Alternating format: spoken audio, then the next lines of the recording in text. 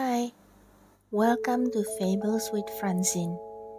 Today I'm gonna read you another story. The title is Puss in Boots. A miller's son stood at his father's grave. The mill had become the property of his older brother, and his middle brother had received the donkey. There was nothing left to divide except for a cat. "Oh, father," said the miller's son, "what am I to do now? I have no money, and now that the mill and donkey belong to my brothers, I have nothing left. How am I to make a living?" "Fear not, master," he heard the cat say. The boy almost fell over in shock. "It's all right," said the cat. "I'm here to serve you, and if you do exactly as I say, it will bring you good fortune." "If this cat can talk, I'd better listen," thought the young man. The cat asked the boy for a bag and a pair of boots.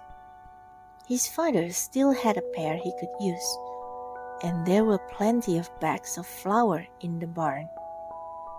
The cat put on the boots and took the bag to a meadow where hundreds of rabbits were hopping around. As fast as he could, he caught one and put it in the bag. He took his bounty to the king's castle. "Sire," said the cat politely, "I have the honor of offering you this rabbit on behalf of the Marquis of Caraba."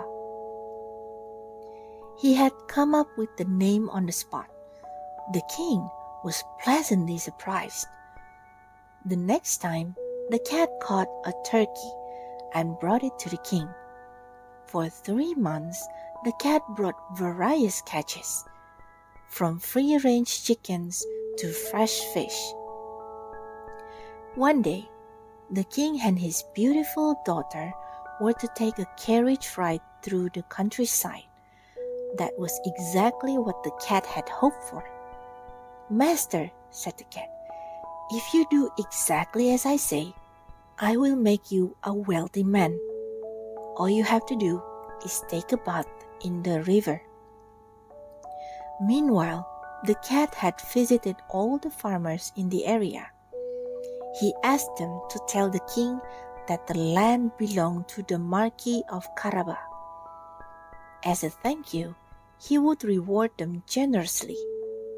The poor farmers could use a little extra and readily agreed.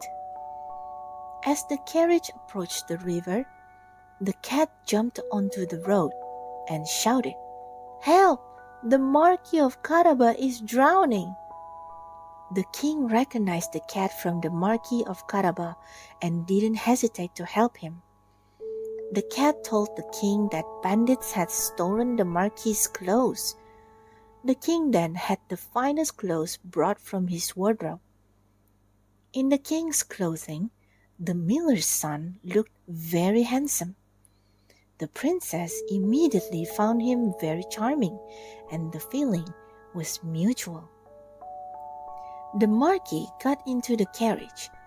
Along the way, they stopped at beautiful landscape. Each time, the king was told that the land belonged to the Marquis of Caraba. The cat walked ahead of the carriage and stopped at the giant castle. This was inhabited by a giant who also owned the land of the farmers. "It is said that you can turn into any kind of animal," said the cat to the giant. "What do you mean, 'it is said'?" replied the giant. "I'll show you." The giant transformed into a lion.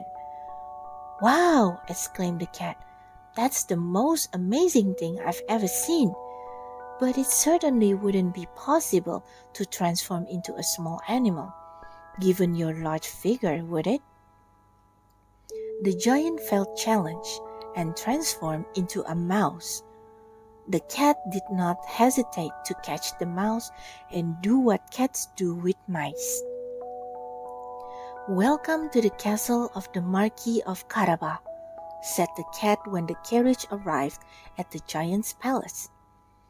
The cat had arranged a grand feast with various catches. The king enjoyed very much. After a few glasses of wine, he asked the Marquis, "Would you happen to want to marry my daughter?" Of course, the same day, the Marquis married the princess, and they lived happily ever after. And the cat, he was doing well and living a luxurious life. That's all for today, guys. Thank you for watching. Hope you sleep well and good night.